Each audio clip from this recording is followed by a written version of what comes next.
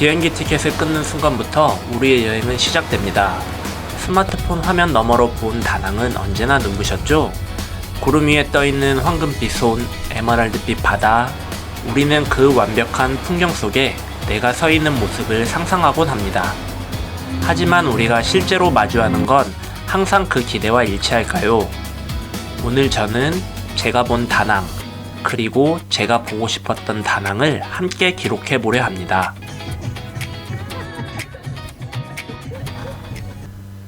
다낭 공항의 문이 열리자마자 가장 먼저 저를 반긴 건 화려한 풍경이 아닌 묵직하고 습한 공기였습니다. 렌즈는 금세 뿌얘졌고 평화로울 줄 알았던 거리는 수천 대의 오토바이 경적 소리로 가득했죠. 이게 바로 다낭의 진짜 얼굴입니다. 당황스럽지만 생동감 넘치고 조금은 정신없지만 활기찬 곳.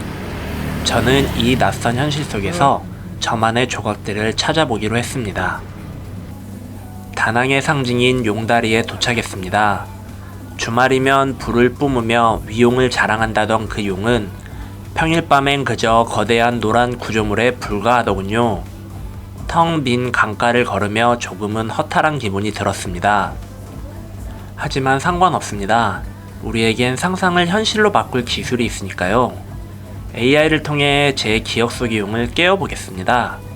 차가운 금속이 뜨거운 숨을 내뱉고 하늘로 승천하는 그 찰나의 순간을 말이죠.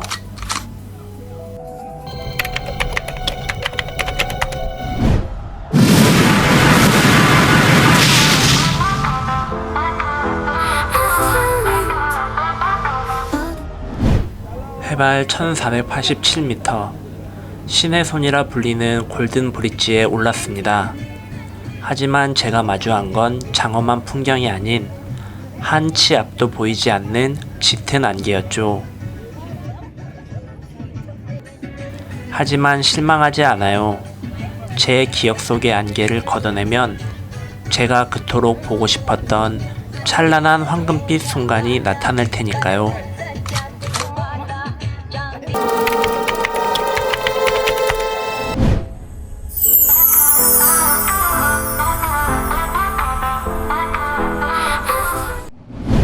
더위에 지쳐 들어온 해변의 작은 카페.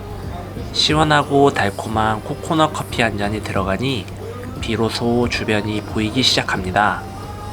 창밖으로 보이는 미케비치의 파도는 평범했지만 제 기분만큼은 반고우의 캔버스처럼 일렁이고 있었죠. 예술가는 세상을 있는 그대로 보지 않고 자신이 느끼는 대로 그린다고 합니다.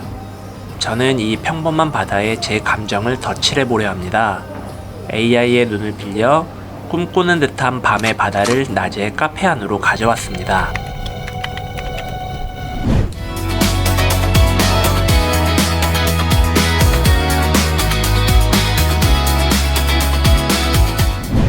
이번 다낭 여행을 통해 깨달았습니다. 여행의 진정한 묘미는 완벽한 곳을 찾는 게 아니라 아쉬운 순간을 나만의 이야기로 채워가는 과정에 있다는 것을요.